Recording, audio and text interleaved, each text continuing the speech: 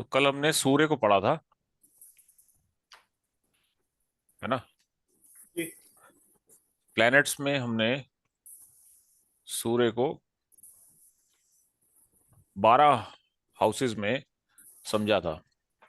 आज चंद्रमा को समझते हैं। चंद्रमा 1 से लेके 12 भावों में जनरल कैसे रिजल्ट्स हमें मिलते हैं, इररिस्पेक्टिव ऑफ उनकी राशि कौन सी राशि है। राशि को भी हम इसमें नहीं कंसिडर कर रहे, है ना। लेकिन एक जनरल हम ये देख रहे हैं कि 1 से लेके 12 भावों में कोई भी प्लेनेट बैठता है तो उसका जनरल बिहेवियर कैसा होता है। अब राशियों का यहाँ पे आप ऐसे समझ सकते हो कि राशियां तो बदल जाएंगी, person to person, chart to chart राशियां अलग अलग हो सकती हैं किसी भी भाव में। तो जब हमने ग्रह प्लैनेट्स के आरोही अवरोही, उच्चाभिलाषी नीचाभिलाषी, एग्जॉल्टेड डेबिलिटेटेड, मूल त्रिकोण साइन, है ना, उसके बेसिस पे हमने प्लैनेट्स को समझा था, प्लैनेट्स की डिग्निटी को समझा था, प्लैनेट की क्या पोजीशन होगी राशि के हिसाब से, है ना। आरोही है, अवरोही है, अपने उच्च राशि की तरफ जा रहा है, नीच राशि की तरफ जा रहा है, यानी कि उच्चाभिलाषी है, नीचाभिलाषी है, अपने एक्सॉल्टेशन पॉइंट के पर है या डेबिलिटेशन पॉइंट पे है, नीच राशि में है, या नीच राशि की ओर अग्रसर है, या उच्च राशि की तरफ जा रहा है, या वहां से निकला है ना। तो उसकी जो हैप्पी स्टेट और अनकंफर्टेबल स्टेट वो हमने समझी थी हर प्लैनेट्स की। प्लैनेट की स्ट्रेंथ के हिसाब से हाँ। आरोही अवरोही के हिसाब से। वो उसके ना हैप्पी स्टेट कहेंगे हम, स्टेट, स्टेट। ओके। स्टेट कहेंगे उसको। ओके। क्योंकि स्ट्रेंथ तो भी हमने पढ़ी नहीं है प्लैनेट्स की। प्लैनेट्स की स्ट्रेंथ को केवल हमने डिग्रीज में अभी एनालाइज किया है। उसके अलावा प्लैनेट्स की स्ट्रेंथ को हम षड्रिपु में, षडबल में, 6 तरह के बल जब हम पढ़ेंगे प्लैनेट के, तब हम प्लैनेट के स्ट्रेंथ को समझेंगे। तो इसको हम कहेंगे स्टेज। ये हमने स्टेजेस पढ़ी थी किसी भी ग्रह की 12 राशियों में, 1 से लेके 12 राशियों में कैसी उसकी स्टेट होगी, हैप्पी स्टेट होगी, सैड स्टेट होगी, कंफर्टेबल होगी, अनकंफर्टेबल होगी, ये हमने पिछली क्लासों में समझा था, है ना। जी। किसमें? आरोही अवरोही में, जी। उच्चाभिलाषी नीचाभिलाषी में, जी। एग्जॉल्टेड पॉइंट और डेबिलिटेशन पॉइंट में, है ना। जी। जी। वहां हमें समझ में आया था कि कोई भी प्लेनेट किस राशि में कैसा बिहेव या कैसा उसको फीलिंग होगी, है ना, जी। कैसी स्टेट में वो होगा। अब अब हम पढ़ रहे हैं कि इन जनरल 1 से लेके 12 भावों में, हाउसेस में, कोई भी प्लेनेट सूर्य से लेके केतु तक कैसा इन जनरल बिहेव करते हैं। अब यहाँ पे आप उनको राशियों को और समझ सकते हो। मान लो हमने कल सूर्य की बात की थी। सूर्य को हमने 1 से लेके 12 भावों में बिहेवियर उसका देखा था सूर्य का। ठीक है, जैसे हम बात करते हैं, थोड़ा सा वापस जाते हैं। जैसे हमने 9th हाउस में एक एग्जांपल ले लेते हैं। 9th हाउस हमने सूर्य को समझा था, है ना। Limit happiness from father, father dies in early age, है ना। Concern about elders, religious bent mind, lucky, successful, self made, independent, learn, है ना। ये एक हमने जनरल उसके ट्रेड्स को समझा था सूर्य जब नवम भाव में बैठा होता है।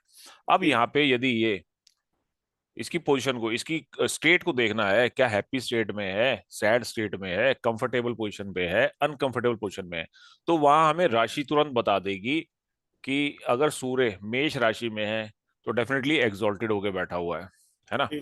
तो फिर उसके वो फल बहुत तीव्रता से देगा। और अगर वही 180 डिग्री राशि में है तो फिर उल्टा हो जाएगा। अगर सेवन। वो, हाँ, 7 साइन में बैठा है ना, तुला राशि में बैठा है तो नीच का होके बैठा है, हम्म। तो फिर क्या होगा, वो रिजल्ट्स तो देगा, परंतु अपनी अनकंफर्टेबल पोजीशन के हिसाब से रिजल्ट देगा। मींस कि ये सारी चीजें तो मिलेंगी, है ना, लेकिन उसके अंदर टेस्ट कैसा होगा, वो थोड़ा बिटरनेस होगा, उसमें बिटर होगा, है ना। और हम्म। अगर एग्जॉल्टेड पॉइंट पे है, कंफर्टेबल पॉइंट में, मूल त्रिकोण राशि में है, तो फिर क्या होगा कि ऐसे जो प्रभाव होंगे उस हाउस के, जो हम्म। प्रभाव होंगे वो हमें प्रोमिनेंटली एक्टिवेट दिखाई देंगे, हम्म। है ना। तो इसलिए अब हम चंद्रमा को समझते हैं।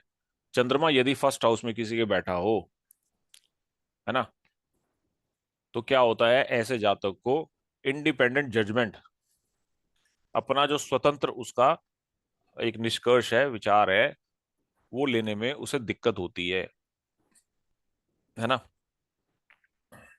वेवरिंग माइंड होता है ऐसे जातक का, पल में मासा पल में तोला, पल पल बदलती किस्मत, है ना।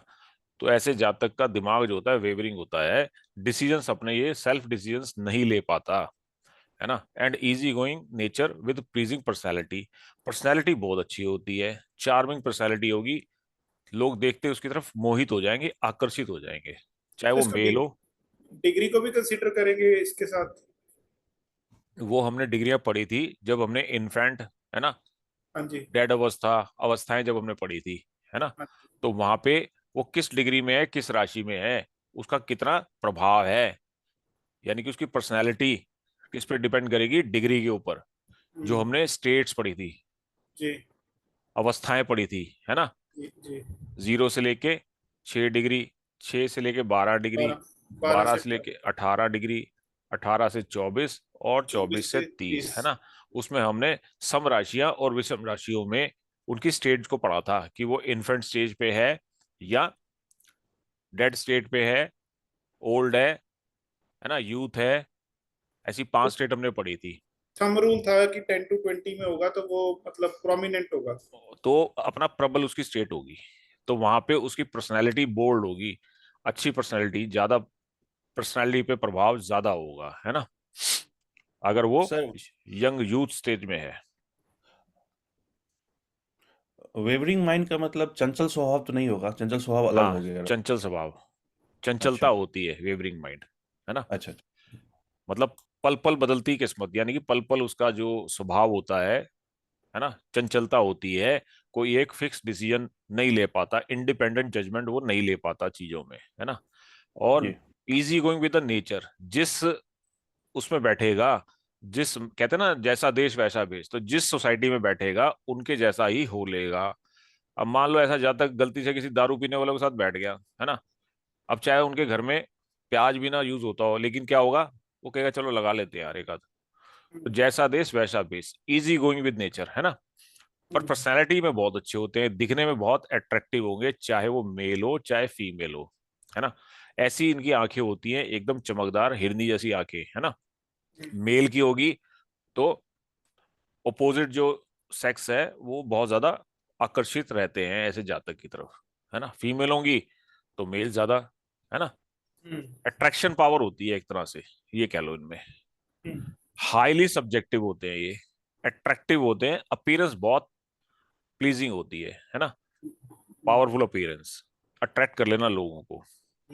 अब इसमें भी मून की स्टेजेस को हम देखते हैं। यदि अमावस्या का मून है, अमावस्या के आसपास न्यू मून है यदि चार्ट के अंदर, और लगन में बैठा है ऐसा जातक, है ना, और सन और मून दोनों लग्नेश नहीं है, यानी ना तो कर्क राशि है और ना ही सिंह राशि है ना। तो क्या होगा फिर, जातक का मून अगर अफ्लिक्टेड है, अमावस्या का आपको पता है ना, बलहीन चंद्रमा होता है, बलहीन, जी। है ना। जी। जी। चाहे षटबल में उसकी कैसी भी कंडीशन हो, लेकिन यहाँ पे चंद्रमा अगर अमावस्या का है तो ये बलहीन हो जाता है। तो ऐसे जातक की हेल्थ जो है सीवियरली एफ्लिक्टेड रहती है, बीमार रहता है जातक ज्यादातर, छोटी मोटी बीमारियां तुरंत हो जाती हैं इसको, है ना। कंबस्ट डिसी होगा ना? डिसीज प्रोन हो जाता है। हम्म। ऑब्वियसली अमावस्या है तो फिर कंबस्ट ही है ना। हम्म। 12 डिग्री इधर 12 डिग्री उधर, तो कंबस्ट ही जी। रहेगा। जी। अब चतुर्दशी का भी हो, मान लो चतुर्दशी अमावस्या से पहले का हो या प्रतिपदा का भी हो, तो हम्म। भी क्या है, वो मोस्टली क्या है, कंबस्ट ही होगा। कंबस्ट ही रहेगा, हाँ। सूर्य, सिक्स डे में जाके थोड़ा ठीक होगा। सूर्य का हमने पढ़ा था ना, जब हमने और पढ़ा था सूर्य का, और हाँ जी। 15 डिग्री पढ़ा था हमने, है जी। ना। तो 15 डिग्री में तो वैसे ही ये 12 डिग्री में तिथि बदलती है ना। जी। जी। तो अगर चतुर्दशी का भी है, अमावस्या का भी है, और उसके बाद यदि प्रतिपदा का भी है, तो भी मोस्टली आपको वो अस्थि मिलेगा चंद्रमा, जी। और लगन में बैठा है, और वहां पे यदि कर्क राशि, है ना, अपनी राशि, और सिंह सिंह राशि राशि। नहीं है, लग्नेश नहीं है दोनों, तो फिर डिसीज प्रोन बॉडी होती है ऐसे जातक की, बहुत जल्दी प्रोन टू डिसीजेज हो जाता है, होता है ना। अगर वैक्सिंग मून है, यानी कि अगर चंद्रमा पूर्णिमा का चंद्रमा है, पूर्णमासी का चंद्रमा है ना, तो पूर्णमासी का चंद्रमा क्या होता है, सूर्य से 180 डिग्री दूर होता है ये, है ना, सामने होता है बिल्कुल, तब पूर्णमासी होती है। जी हमने समझा था इसको। तब क्या होगा, ऐसे केस में सन जो होगा वो सप्तम भाव में होगा, है जी ना। तो ये क्या करेगा, जातक को कॉम्प्लेक्शन, अच्छा कॉम्प्लेक्शन देगा, जातक करेजियस होगा, स्ट्रांग बिल्ट होएगी, बहादुर होगा, वेल्दी होगा, और लाइफ भी इसकी लंबी होगी, है ना। और वेनिंग ये, मून। हाँ, यही अगर वेनिंग मून हो, वेनिंग वार्निंग है ये, है ना, वेनिंग वेनिंग मून होगा, तो इससे जस्ट ओपोजिट रिजल्ट्स मिलेंगे, जी दिखाई देंगे आपको जातक के अंदर, है ना। तो कुल मिला के यदि चंद्रमा बलपूर्व है ना, पूर्णमासी का है, चाहे किसी भी राशि में बैठा है, तब तो क्या होगा, उसके अंदर ये क्वालिटीज, यानी कॉम्प्लेक्शन बढ़िया, करेजियस, बिल्ट वगैरह अच्छी होएगी, ब्रेव होएगा, है ना, और आयु भी उसकी अच्छी होएगी। तो शेड्यूल में वीक हो। उसको हम एनालाइज करेंगे षडबल को भी, कि षडबल का कितना प्रभाव आएगा, है ना। जी परंतु इन जनरल ये चीजें होंगी। अब वो कितना बल स्ट्रांग होगा, कितना करेजियस होगा, ये षडबल बताएगा, ये बताएगा षडबल आपको, कितना बहादुर होगा, क्या किसी के जाके कनपट्टी में बंदूक रख देगा, है ना, जी या केवल धमकी दे के आ जाएगा, गीदड़ भभकी देगा, ये षडबल बताएगा। कितना वेल्दी होगा, ये षडबल बताएगा। अब कितना लंबा जिएगा, ये भी षडबल बताएगा। तो षडबल बहुत सारी चीजों को मीटर है नापने का, किसी भी भाव के फलों को, उस प्लेनेट के फलों को नापने का एक मीटर है ना, एक मेजरमेंट है। ग्रीन जोन में आ रहा है कि रेड जोन में आ रहा है कि बॉर्डर लाइन पे आ रहा है। वो हम उसमें षडबल में देखेंगे, है ना। जी उसमें और बहुत सारी चीजें होती हैं, है ना, षडबल को पढ़ेंगे तब हम उसमें जानेंगे।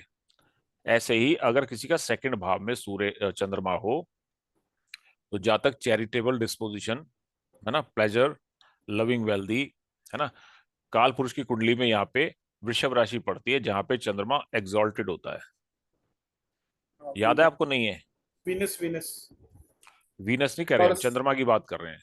चंद्रमा यहाँ एग्जॉल्टेड होता है, जी एग्जॉल्टेशन साइन है ये इसका, ठीक है सर मैंने। है ना। अभी आपने लर्न नहीं किया है। हाँ जी मेष में सूर्य होता है एग्जॉल्टेड, और वृषभ में चंद्रमा एग्जॉल्टेड होता है ना, जी रोहिणी नक्षत्र में। तो ये हमने पढ़ा था पीछे। तो यहाँ पे चंद्रमा एग्जॉल्टेड माना जाता है, इस हाउस में भी, है ना।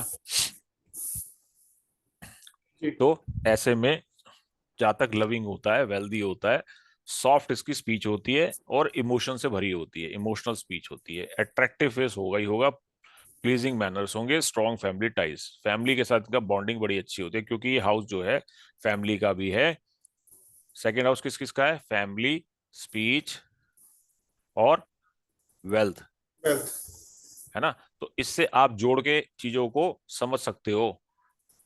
अब वहां पे एग्जैक्ट अगर आपने मेजरमेंट करना है, तो पहले उसकी राशि देख लो, किस राशि में बैठा है वो, है ना, कौन सी राशि पड़ रही है सेकंड भाव में, किसकी राशि है, शत्रु राशि है, मित्र राशि है ना, सम राशि है, क्या है।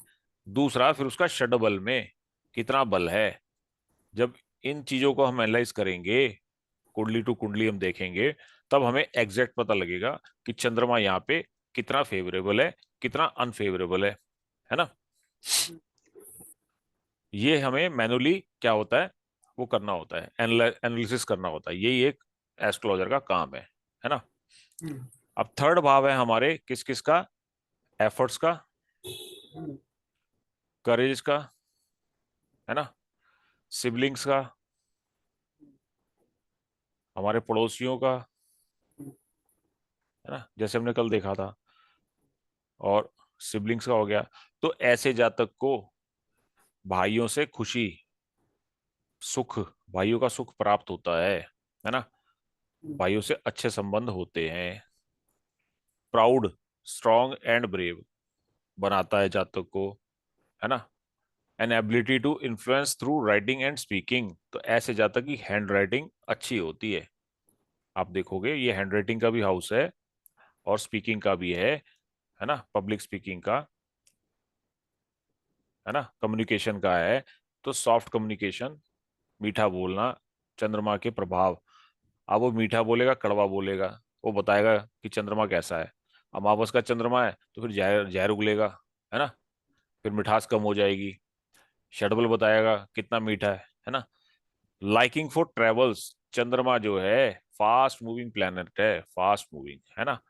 और चंद्रमा कारक है छोटी यात्राओं का, यात्राओं का कारक है, यात्राओं, घूमने फिरने का शौकीन, है ना। यहाँ पर लगन में अगर होता है ना तो ऐसे जाता है घुमक्कड़ होता है, घुमक्कड़, घूमने फिरने का, वेंडर। अब वो वेंडरिंग करेगा या शौक से घूमेगा, है ना। चंद्रमा अच्छा है तो भैया अच्छी अच्छी यात्राएं करेगा, है ना। और अगर चंद्रमा खराब है, लगन में बैठा है, तो फिर क्या करेगा, बेफिजूल की यात्राएं, बेफिजूल के घुमक्कड़पन, दोस्तों के साथ निकल जाना, आवारागर्दी करना, ऐसा स्वभाव होता है जातक का, है ना। लेकिन होते हैं घुमक्कड़। इसी तरीके से थर्ड भाव भी हमारा किसका है, शॉर्ट ट्रेवल्स का है। थर्ड हाउस शॉर्ट ट्रेवल्स का है, और चंद्रमा भी ट्रेवलिंग का कारक है। तो ऐसा जातक क्या होता है, लाइकिंग, घूमने फिरने का शौकीन यहां पर भी बनाता है ना। मैन ऑफ फ्यू वर्ड्स, अपनी बात पर टिकने वाला नहीं होता, है ना। एक सॉलिड बात होती है ना, कि भैया कह दिया तो कह दिया, यही होगा, नहीं, अभी कुछ कह दिया, बाद में कुछ और, ऐसा स्वभाव होता है। जिज्ञासु बनाता है जातक को, इंक्विसिटिव, है ना।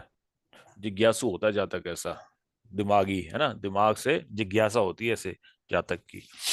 और कई अगर यहाँ पे एफ्लिक्शन में आ गया चंद्रमा, एफ्लिक्शन में है मान लो, तो ये हाउस किसका है, ये मरकरी का हाउस है। काल पुरुष की कुंडली में कौन सी राशि पड़ती है, जेमिनी। जेमिनी किसकी है, मर, मरकरी की। मरकरी की। तो मरकरी की साथ बैठा हो चंद्रमा, या मरकरी की राशि में चंद्रमा बैठा हो, है ना, तो क्या होता है, ऐसा जातक थोड़ा सा वेवरिंग माइंड होता है। जिज्ञासु तो होता ही है, लेकिन थोड़ा सा कंफ्यूज्ड भी रहता है ऐसा जातक। मान लो यहाँ पे चंद्रमा एफ्लिक्शन में आ गया, तो फिर ऐसा जातक खोया खोया कंफ्यूज सा रहेगा, है ना। कंफ्यूज स्टेट में रहता है, उसको पता ही नहीं होता मुझे क्या करना है, कहाँ जाना है, किधर करना है ना। तो ऐसे जातक को हम मैन ऑफ फ्यू वर्ड्स भी कहते हैं, कि अपनी बात में ना टिकने वाला, है ना। मेंटल एब्रेशन, ये देखो आगे ना, mental aberrations if badly afflicted. तो दिमागी तौर पे ऐसा जातक जो होता है, क्या होता है, स्ट्रांग नहीं होता। मेंटल स्ट्रांग, मेंटल वो नहीं होती इसकी स्टेट, है ना। कंफ्यूज स्टेट में रहता है ऐसा जातक। अगर सीवियरली एफ्लिक्टेड है, एफ्लिक्टेड कैसे होगा, बताओ आप, कैसे एफ्लिक्टेड हो सकता है चंद्रमा। यदि चंद्रमा का स्टेज डिपेंड करता है, पूर्णिमा है या फिर किस टाइप से उस पे। सबसे पहले क्या चंद्रमा पाप कर्तरी में है, पाप कर्तरी मतलब चंद्रमा थर्ड हाउस में बैठा है, तो सेकंड हाउस में कोई मैलेफिक बैठा हो और फोर्थ हाउस में कोई मैलेफिक बैठा हो, इसका मतलब दोनों तरफ पापी ग्रह बैठे हैं। ये हमने पाप कर्तरी पढ़ा नहीं है वैसे भी, मैं आपको बता रहा हूँ, है ना। तो किसी भी प्लेनेट के या किसी हाउस के ट्वेल्थ हाउस में और सेकंड हाउस में, यहां से थर्ड हाउस से ट्वेल्थ हाउस पड़ता है, कौन सा, सेकंड हाउस, है ना। मैं आपको चार्ट ही दिखा देता हूँ, ये देखो। जैसे मान लो कि ये थर्ड हाउस है, यहाँ चंद्रमा बैठा है, तो सेकंड हाउस में भी एक मैलेफिक बैठ जाए, और चतुर्थ भाव में भी आगे पीछे दोनों तरफ मैलेफिक बैठे हों, है ना, तो क्या होगा, उसको बोलते हैं पाप कर्तरी, दोनों तरफ पापी प्लेनेट बैठे हों। तो पहली स्टेज ये होती है एफ्लिक्शन की। एफ्लिक्शन में सबसे पहले इसको देखा जाता है, पाप कर्तरी को, ठीक है। दूसरा होता है मैलेफिक के साथ, अगर मैलेफिक प्लेनेट, अगर बेनिफिक भी बैठा हो, तो भी वो पाप कर्तरी में तो गिना जाएगा। गिना मैलेफिक के साथ बैठा हो, राहु, केतु, मंगल, शनि, ये चार ही मैलेफिक हैं, या इनके द्वारा, मैलेफिक के द्वारा आस्पेक्टेड हो, मैलेफिक देख रहे हो, है ना। तो जब सीवियरली अफेक्टेड होगा, यानी कि पापकर्त्री में भी हो गया, मैलेफिक के साथ भी बैठा हुआ है, या मैलेफिक ने देख लिया है, तो फिर क्या होगा, हैविली एफ्लिक्टेड हो जाएगा, बैडली एफ्लिक्टेड, तो फिर मेंटल एब्रेशन दे देगा। अगर प्लेनेट ना हो, राशि मैलेफिक हो, तब भी? राशि मैलेफिक है तो फिर उसकी स्टेट बदल गई ना, हमने जो स्टेट पढ़ी थी, हैप्पी अच्छा स्टेट में स्टेट नहीं में, है, अच्छा है ना। स्टेट में करें, ओके। उसकी स्टेट बदल गई, हैप्पी स्टेट नहीं है उसकी, है ना, न्यूट्रल स्टेट है या फिर सैड स्टेट है। ओके। न्यूट्रल या सैड होगा अगर शत्रु राशि में बैठा होगा, है ना, हम्म, तो भी अच्छा नहीं होगा, तो भी मेंटल एब्रेशन देगा, लेकिन किस लेवल पे देगा, मतलब दिमागी पागल नहीं बनाएगा, है ना। अगर सारे अफ्लिक्शन आ जाएं तो फिर मेंटल हॉस्पिटल पहुंचा ही देगा, है ना, ऐसे समझ लो आप। और अगर आगे पीछे एक मैलेफिक हो, एक बेनिफिक हो, एक में मैलेफिक हो, एक में बेनिफिक हो, तब भी न्यूट्रल देगा तब? तब चीजें थोड़ी सी मॉडरेट हो जाएंगी। मान लो कि पापकर्त्री में बैठा है, पापकर्त्री योग बन रहा है, और उसके साथ एक बेनिफिक का एसोसिएशन है या बेनिफिक का आस्पेक्ट है, तो क्या हो गया कि इसको आप ऐसे समझो कि भैया बारिश तो हो रही है या धूप तो पड़ रही है, लेकिन क्या है, छाते का वो मिल गया, इंतजाम हुआ हुआ है। छाते का इंतजाम हो गया, है ना, तो थोड़ा सा बचाव हो जाएगा। फिर मेंटल हॉस्पिटल नहीं जाएगा, खाली डॉक्टर से दवाई दवाई लेके आराम आ जाएगा उसको, है ना, ऐसे समझ लो। ठीक है। ठीक। अब फोर्थ हाउस तो इसका अपना घर है चंद्रमा का, है ना, राशि भी काल पुरुष कुंडली में कैंसर पड़ती है कैंसर, यहाँ पे। कैंसर, हाँ। तो यहाँ पे ये हैप्पी स्टेट में आ गया, लाइफ फुल एंजॉय करने वाला होता है जातक, है ना। पैसा बहुत स्पेंड थ्रिफ्ट होता है, पैसे को उड़ाने वाला, है ना। Financial gains through government, popular amongst masses, fourth house masses का भी होता है ना। तो चंद्रमा जैसा प्लेनेट, अट्रैक्शन का प्लेनेट है चंद्रमा, है ना, तो यहाँ पे मासेस के द्वारा पॉपुलर होता है ये, कम से कम इसको बहुत सारे लोग जानते हैं, जानने वाले होते हैं, पॉपुलैरिटी होती है, अच्छे दोस्त होते हैं, व्हीकल प्रॉपर्टी वगैरह इसको सब कुछ क्या है, बाय डिफॉल्ट मिल जाते हैं, है ना। बाय डिफॉल्ट सब कुछ मिलता है, सब चीजों का सुख मिलता है इसको, पैसे का सुख, जायदाद का सुख, है ना, व्हीकल का सुख। अब वो व्हीकल कौन सा होगा, क्या साइकिल होएगी, है ना, स्कूटर होगा, मोटरसाइकिल होएगी, कार होएगी, या क्या, क्या होगा, है ना। वो पैरामीटर कहाँ से नापेंगे हम, चंद्रमा की क्या है, स्टेज से। स्टेट, क्या स्टेट है और क्या उसकी स्टेज है ना, कितना बल है, कैसी राशि में बैठा है, कैसे प्लैनेट्स के द्वारा आस्पेक्टेड है ना। परंतु इन जनरल ऐसा जातक थोड़ा खुशनुमा, लाइफ को एंजॉय करने वाला, पैसे का उपभोग, आनंद लेने वाला, फाइनेंशियल गेन्स इसको होते हैं, गवर्नमेंट के द्वारा हो सकते हैं, है ना। तो ऐसे ट्रेड्स उसको मिलेंगे, मिलते हैं ज्यादातर, आपको मिलेंगे, है ना। पंचम भाव जो है ये हमारी संतान का भी है ना, हमारी किसका है, क्रिएटिविटी का, है ना, और किन किन चीजों का है, लव का है, लव लाइफ, है ना, लव लाइफ हमारे जिन जिन हाउसों का हाउस, जिन जिन चीजों का ये कारक होता है, फिफ्थ हाउस, उसमें चंद्रमा जैसा लविंग प्लेनेट बैठ जाए, खुशनुमा, है ना, तो लव फॉर प्लेजर, ये प्लेजर के लिए, है ना,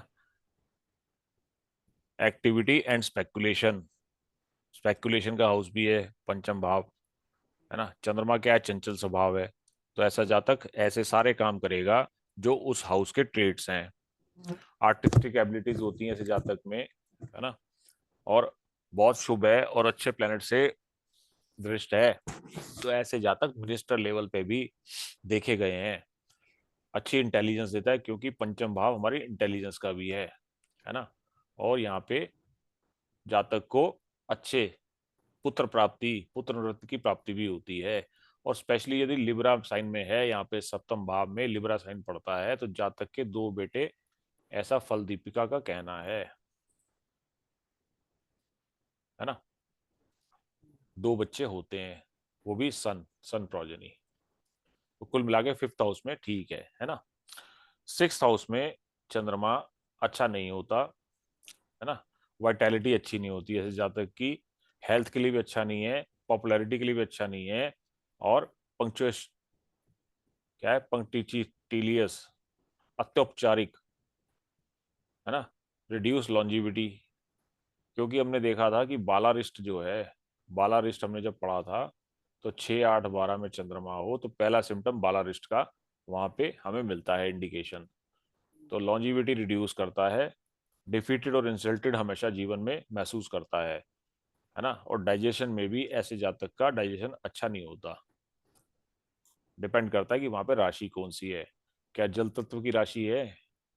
अगर जल तत्व की राशि पड़ गई तो पेचिश, ऐसे जातकों को पेचिश की बीमारी रहती है ना, लूज मोशंस, मोशन वगैरह लगते रहते हैं ऐसे जातकों को ज्यादा।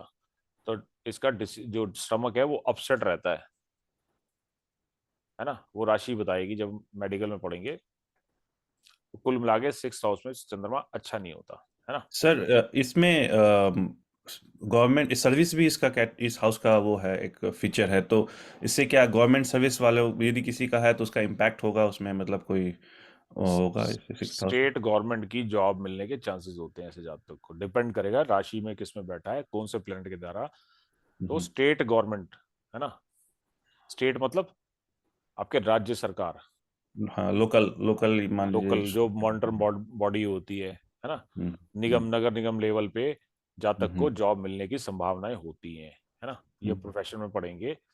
और हम्म, यदि सूर्य जैसा बैठा हो तो फिर सेंट्रल गवर्नमेंट, सेंट्रल गवर्नमेंट की जॉब मिलने के भी चांसेस होते हैं, है ना। हम्म, लेकिन उसके लिए और भी कॉम्बिनेशंस होते हैं। केवल चंद्रमा देख के या सूर्य देख के हम ये नहीं कहेंगे कि इसकी सरकारी नौकरी होगी और सेंट्रल गवर्नमेंट की होगी, है ना। जी। उसके और लिए एक और, नहीं बोलिए सर, सॉरी। बोलिए बोलिए। नहीं, मैं पूछ रहा था कि सर, दूसरा सवाल ये था कि ये चंद्रमा का इन जनरल स्वभाव होता है मिलना सबसे, तुरंत ढल जाना सबके साथ, और ये घर एनिमीज का भी है, सिक्स्थ घर। तो इसमें ये होगा कि जिसमें सिक्स्थ होगा तो इसके एनिमीज कम होंगे, या फिर एनिमीज के साथ अच्छा रहेगा, ऐसा कुछ हो सकता है, होता है क्या? देखो एक हाउस ना, हाँ। एक हाउस एक नहीं हजारों चीजों को सिग्निफाई करता है। जी। पहली बात, हम्म। अगर सिक्स हाउस की आप बात करते हो, सिक्स हाउस ही बहुत सर सी चीजों आवाज कम का, हो गई। बहुत सारी चीजों का सिग्निफिकेटर है सिक्स हाउस इन जनरल। हम्म, एक एक हाउस की बात करें, ठीक है। हम्म, हम्म, अब जब हम वहां प्लेनेट को जोड़ के देखते हैं ना, तो जी। उस प्लेनेट के नैसर्गिक कारकत्व, नेचुरल सिग्निफिकेशंस जब हमें याद रहते हैं, तो हम उस हाउस के साथ उसको जब विद रिस्पेक्ट को रिलेट करके देखते हैं, नंबर एक। हम्म, नंबर दो, फिर उसकी राशि, उसकी स्टेट, है ना। फिर उसके बाद उसके ऊपर एफ्लिक्शंस कितने हैं, कितना एफ्लिक्टेड है, कितना पावरफुल है, कौन से प्लैनेट्स के द्वारा वो आस्पेक्टेड है। तो ये सारी चीजें जब मिला के हम एक चीज को एनालाइज करते हैं, तब हमें इन जनरल पता लगता है कि ये प्लेनेट उस घर के किस ट्रेड को अडॉप्ट करेगा या प्रोमिनेंटली उसको सिग्निफाई करेगा। अच्छा, जी जी अब जी। हम ये नहीं कह सकते कि यहाँ पे शत्रु का हाउस है और ये मिलनसार है तो ये शत्रु से मिलनसार होगा, नहीं, हम्म, है ना। जी तो ये सारी चीजें हमें जब तक समझ में नहीं आएंगी, एनालाइज करनी नहीं समझ में आएंगी कि वहां पे प्लेनेट किस हाउस के कौन से ट्रेड को इफेक्ट करेगा, यही इसी का नाम ज्योतिष है ना। जी इसी को हमने समझना है, जी, धन्यवाद भैया। ठीक है। स्टमक की डिसीज हो गई। सप्तम भाव जो है ये हमारे, हमें पता है हमारे किसका है, स्पाउस का है ना, हमारी डेली इनकम का है। अब जैसे यहाँ पे डेली इनकम का हो गया ये, और चंद्रमा किसका है, चंद्रमा किसका कारक है, चंद्रमा भी हजार चीजों का कारक है, लेकिन चंद्रमा कैश लिक्विडिटी का कारक है यहाँ पे, है ना। तो अब इन दोनों चीजों को जोड़ लो कि कैश लिक्विडिटी का प्लेनेट, कारक प्लेनेट बैठा है कहाँ पे, डेली इनकम के हाउस में। तो डेफिनेटली अब इन दो चीजों को आपने जोड़ के यहाँ पे पकड़ लिया, कैश को और इनकम को। यानी इनकम से जुड़ा आपका जो कैश है, कैश फ्लो है वो यहाँ पे क्या होगा, आपको बताएगा इसके बारे में। यदि सप्तम भाव में चंद्रमा बैठा है तो सबसे पहले उस हाउस के जो उसके मतलब के ट्रेट हैं, यानी उससे जुड़े हुए जो सिग्निफिकेशन है, उसको वो इम्पैक्ट करेगा। अब कैसे इम्पैक्ट करेगा? क्या उसकी कैश लिक्विडिटी अच्छी होएगी, खराब होएगी, या एवरेज होगी, है ना? वो चंद्रमा चंद्रमा वहां पे कैसा है, कैसी राशि में बैठा है, कैसे फ्रिक्शन में बैठा है, किन ग्रहों के द्वारा दृष्ट है, वो सब चीजें बताएगा। दूसरा, ऐसे जातकों की अर्ली मैरिज देखी गई है और ब्यूटी का कारक है चंद्रमा, तो ऐसे जातक की जो स्पाउस होते हैं वो थोड़ा सा अट्रैक्टिव दिखेंगे। जैसे वहां फर्स्ट हाउस में वो जातक को की पर्सनैलिटी को अट्रैक्टिव बना रहा था, यहाँ पर वो क्या करेगा, आपके स्पाउस आपकी हस्बैंड या वाइफ है ना, हस्बैंड या वाइफ, तो उसको क्या अट्रैक्टिव बनाएगा, अट्रैक्टिव मिलेगी आपको। यदि आपके मान लो किसी मेल के चार्ट में है, तो ऐसे जातक की पत्नी जो होती है ब्यूटीफुल, हिरनी जैसी आंखों वाली, है ना, अट्रैक्टिव वाइफ होती है, फेस अट्रैक्टिव होता है। मैरिड लाइफ को के लिए अच्छा हो जाता है क्योंकि शुभ प्लेनेट है। परंतु यहाँ पे ये अगर अशुभ हुआ, मान लो अमावस्या का हुआ अगर चंद्रमा, तो फिर क्या हैप्पी मैरिड लाइफ होगी? बताओ मुझे। नहीं।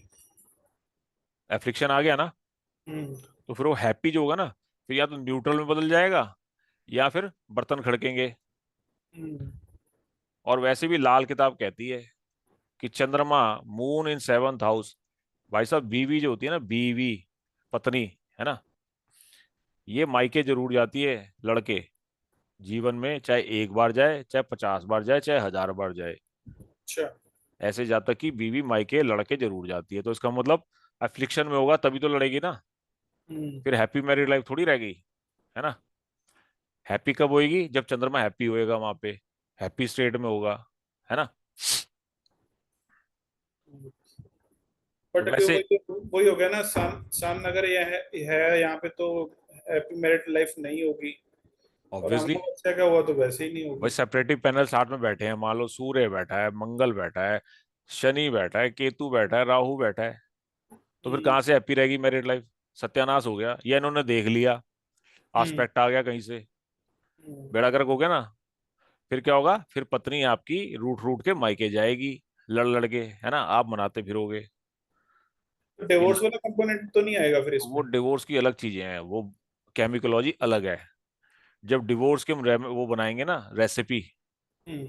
ये रेसिपीज है ना, तो डिवोर्स की रेसिपी बनाएंगे तो उसमें क्या क्या इंग्रेडिएंट यूज होंगे, क्या नहीं होंगे, क्या सेवियर पॉइंट है, वो सारी चीजें अलग, एक वो रेसिपी का पूरा फार्मूला है। खाली ये ठीक। चंद्रमा देख के हम ये नहीं कह देंगे कि भैया डाइवोर्स हो जाएगा तेरा, है ना, या हम्म। अनहैप्पी मैरिड लाइफ होगी। बट इन जनरल लाल किताब का कहना है, चंद्रमा कैसा भी हो, मून इन सप्तम भाव, तो बीवी मायके जरूर जाती है एक बार, है ना। अब चाहे एक बार अच्छा हो, जाएगी या 50 बार जाएगी, 1000 बार जाएगी, चाहे जब अच्छा तक हो फिर भी। अच्छा अच्छा हो। ये लाल किताब की टर्मिनोलॉजी है। तो मैटरनल साइड में प्रोस्पेरिटी, है ना, मामा लोग आपके खुशहाल होते हैं। हम्म। क्यों होते हैं?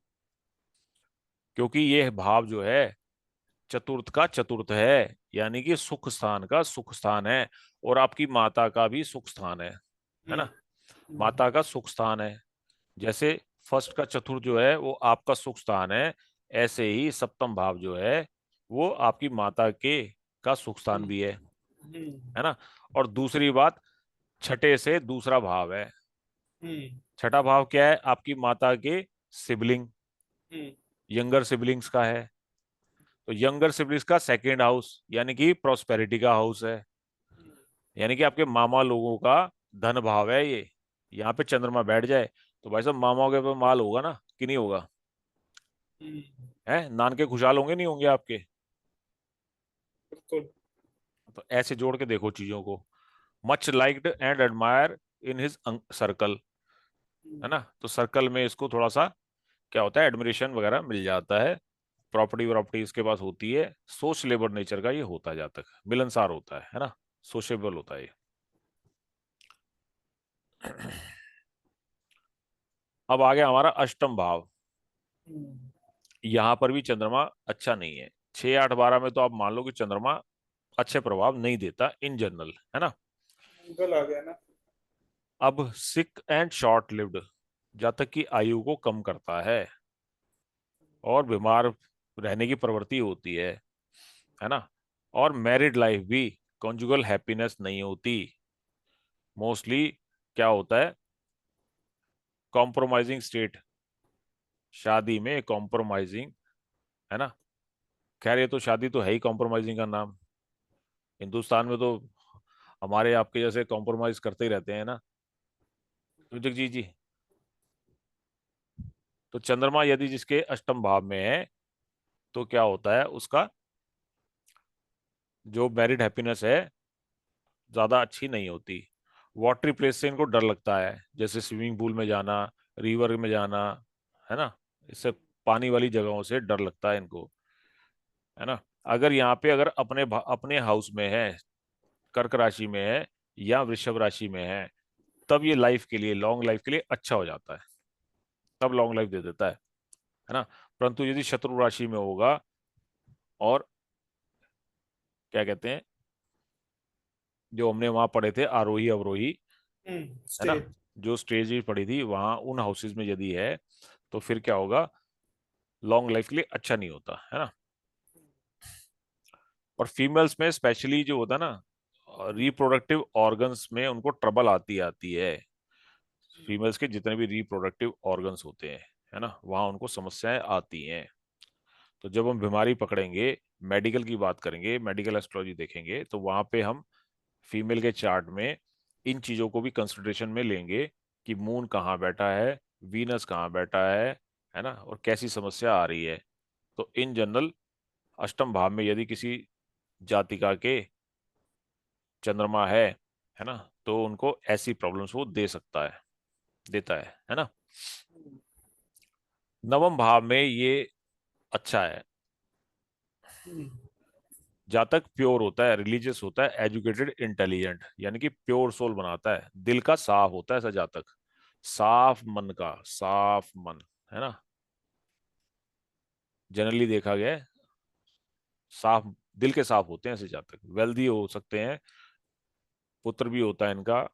फॉरेन ट्रेवल, अब नवम भाव किसका है हमारा, हमने पढ़ा था नवम भाव क्या है, हमारी लंबी यात्राओं का है। तीसरा भाव छोटी यात्राओं का है, नवा भाव लंबी यात्राओं का है। तो यहाँ पे यात्राओं का कारक प्लेनेट बैठ जाए, है ना, चंचल चंद्रमा, तो फॉरेन ट्रेवल भी कराता है जातक को। धर्म की तरफ इसका रुझान होता है, चैरिटेबल होता है धर्म कर्म के कामों में, है ना, मिस्टिकल थोड़ा सा हो सकता है।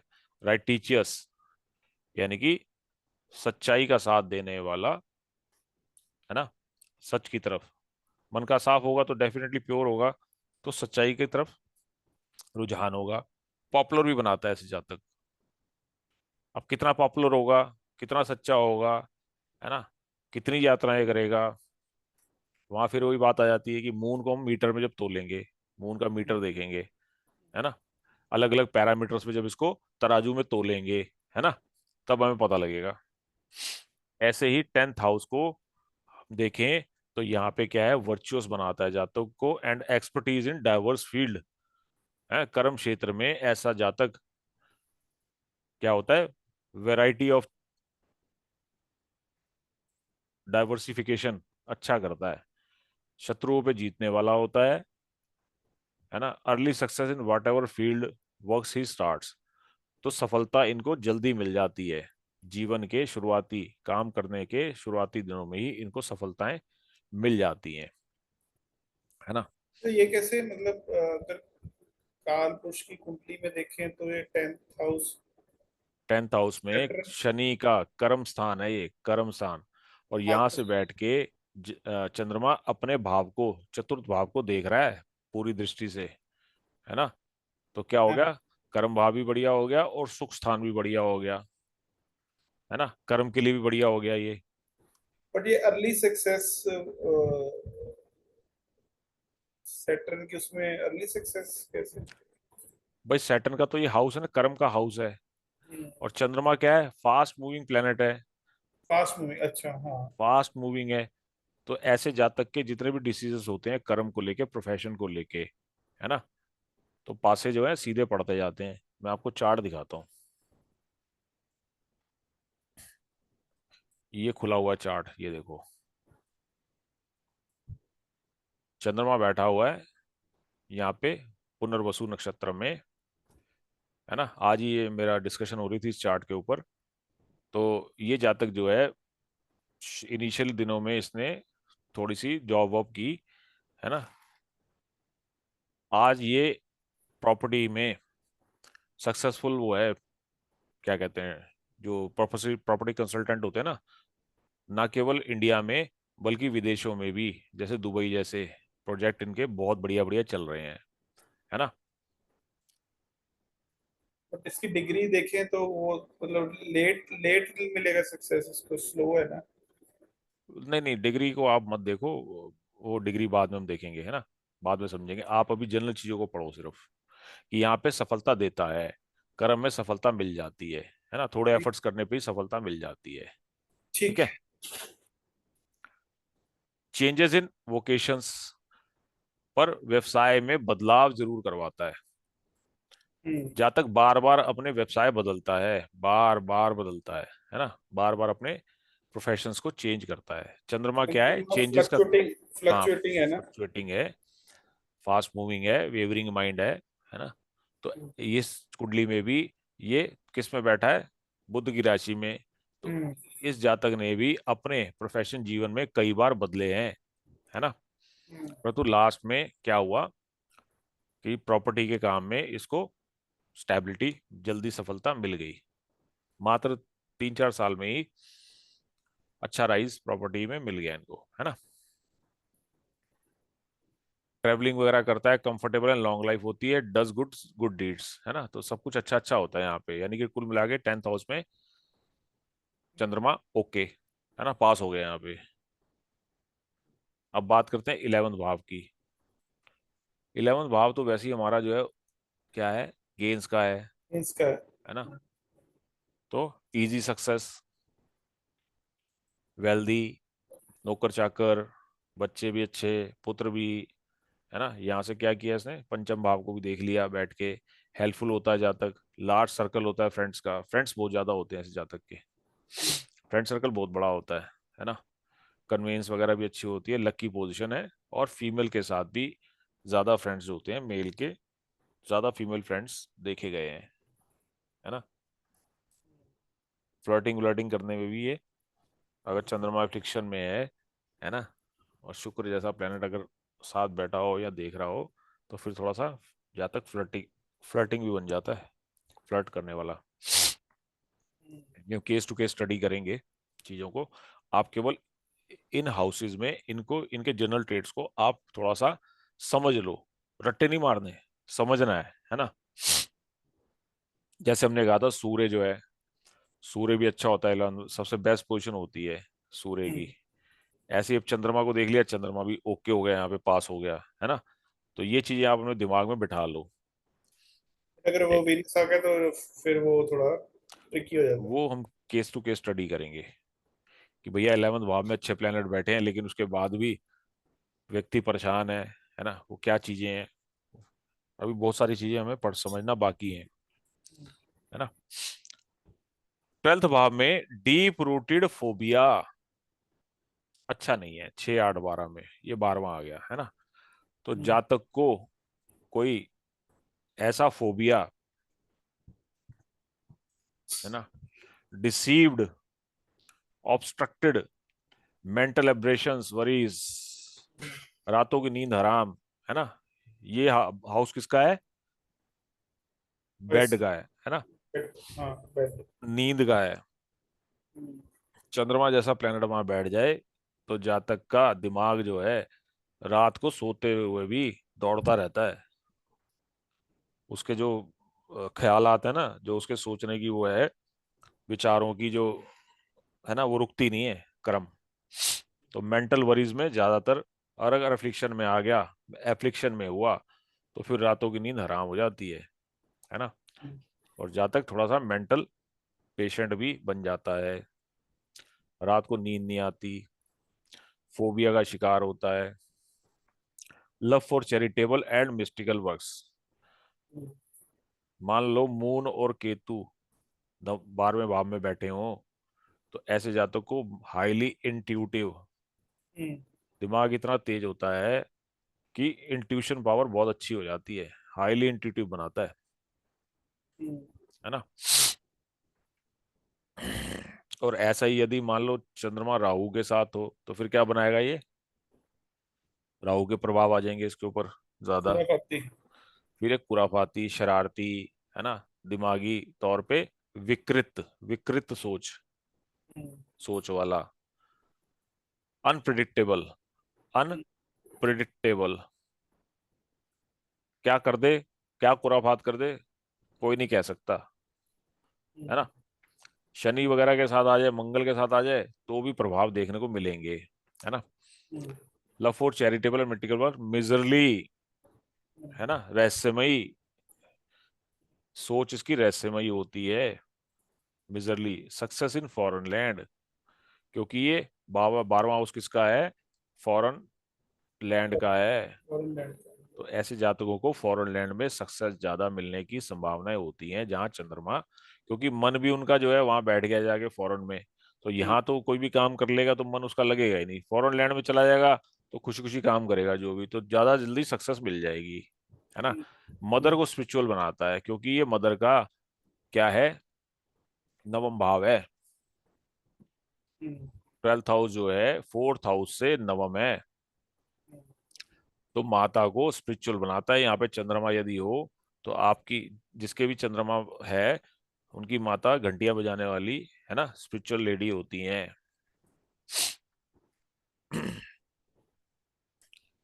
लेजी भी बनाता है, अनहैप्पी, इंसल्टेड बाय अदर्स, ये भी इसको झेलने पड़ते हैं, है ना, hated by other people sometime. अब हेटेड है, कितना हेटेड होगा, कितना इंसल्ट होएगी, है ना, होएगी या नहीं होएगी। चंद्रमा बहुत अच्छा है, मान लो यहाँ पे पूर्णमासी का है, शुभ प्लैनेट के साथ बैठा है, शुभ प्लैनेट देख रहे हैं, तो फिर ये चीजें थोड़ी सी मॉडरेट हो जाएंगी, इन ऐसे फलों में कमी आएगी। परंतु एफ्लिक्शन में है तो ऐसे फल फिर उसको ज्यादा दिखेंगे, ज्यादा हम्म, इंसल्टेड फील होगा, जगह जगह इंसल्टेड होगा, जगह जगह लोग उससे घृणा करेंगे, है ना। और खुशी भी उसकी जो होगी, उसकी भी लिमिट होएगी, फिर अनहैप्पी रहेगा, मेंटल वरीज रहेंगी, फोबिया में रहेगा, डिसीटफुल रहेगा, है ना, ऑब्स्ट्रक्शंस, जीवन में ऑब्स्ट्रक्शंस, हर काम में ऑब्स्ट्रक्शंस, है ना। तो ऐसे प्रभाव हमें देखने को मिलते हैं। तो कुल मिला के 6, 8 और 12 में मून को अच्छा नहीं माना जाता, ठीक है। Hmm, moon is benefic in all except 6, 8, 12, ये देखो आ गई ना बात। हम्म, सब हाउसेज में मून बढ़िया है एक्सेप्ट 6, 8 और 12 में। हम्म, अगर 6, 8, 12 में है और एफ्लिक्टेड है तो फिर तो बंटाधार हो गया। जी, और यदि एफ्लिक्टेड नहीं है, शुभ प्लेनेट में है, शुभ कर्तरी में है, शुभ कर्तरी में बैठा है, यानी कि आगे पीछे शुभ प्लेनेट है, एसोसिएशन है अच्छे प्लेनेट के साथ, शुभ प्लेनेट के साथ बैठा है, शुभ प्लेनेट जैसे कि जुपिटर, है ना, और वीनस और बुध भी यदि एफ्लिक्शन में नहीं है तो शुभ माना जाता है इसको भी। और खुद भी यदि ये पूर्णमासी वगैरह का चंद्रमा है आसपास का, पूर्णिमा के 3, 4 तिथियां पहले लगा लो या 3, 4 तिथियां बाद की लगा लो, तो ये चंद्रमा शुभ माना जाता है, षष्ठी तक का, है ना। हम्म, नौमी से, यानी कि यहाँ पे आप लगा लो कि नौमी के बाद का, नौमी के बाद का चंद्रमा, और यहाँ पे पंचमी तक का चंद्रमा हम्म, शुभ माना जाता है, पूर्णमासी से पंचमी तक का, और पूर्णमासी से पहले, है ना, हम्म, नौमी तिथि, हम्म, यानी कि 10वीं, 11वीं, 12वीं, 13वीं, 14वीं, और फिर आ गई पूर्णमासी, हम्म, फिर आ गई प्रतिपदा, फिर द्वितीया, फिर तृतीया, फिर चतुर्थी, फिर पंचमी, है ना, और यहाँ षष्ठी, है ना। पंचमी तक का सही होता है, षष्ठी नहीं है ना। तो 10 से लेके कितनी तिथियां होगी, 1, 2, 3, 4, 5, 6, 7, 8, 9, 10, 11, तो महीने में 11 दिन जो होता है ना चंद्रमा शुभ होता है ना, बाय डिफॉल्ट। और उसके ऊपर अगर शुभ प्रभाव आ जाए तो वंडरफुल हो गया। फिर क्या होगा, फिर उस हाउस के 6, 8, 12 के जो नेगेटिव इम्पैक्ट है मॉडरेट हो जाएंगे। वो मॉडरेट हो जाएंगे, कमी आ जाएगी उसमें, फिर इतने, इतना बुरा नहीं होगा, फिर वहां पे इतने बुरे प्रभाव नहीं देगा, हम्म, है ना। वैसे ये क्या होता है, 6, 8, 12 में बालारिष्ट होता है ना, बालारिष्ट योग बनाता है। और 4 साल तक, 0 से लेके 4 साल तक जातक जो है क्या होता है, अपनी माता के, हमने उसमें पढ़ा था किसमें, लॉन्जिविटी में, माता के पूर्व जन्मों के कुकर्मों को, पापों को भोगता है। हम्म 0 से 4 साल की उम्र में, हम्म, 4 से 8 साल में पिता के पिता का। पूर्व जन्म के कुकर्मों को भोगता है। हम्म 8 से 12 साल में अपने स्वयं के कुकर्मों को भोगता है। तो हम्म, इसलिए बोलते हैं कि 0 से लेके 12 साल के बच्चे की कुंडली को नहीं देखना चाहिए, चाहिए। हम्म ज्यादा कंसिडरेशन नहीं करना चाहिए। केवल और केवल बालारिष्ट योग के लिए जब बच्चा पैदा होता है तो केवल और केवल बालारिष्ट योग को कंसिडर करना चाहिए। और उसका उपाय वगैरह अगर बनता है तो वो आप उनको सजेस्ट कर सकते हो, है ना। इससे ज्यादा खुराफात नहीं करनी चाहिए छोटे बच्चों की कुंडली में, है ना। फादर या मदर को करना चाहिए। ठीक है जी, कुल मिला के 6, 8, 12 में बालारिस्ट के लिए कंसिडरेशन करना चाहिए। जी। ठीक है सर। जी सर।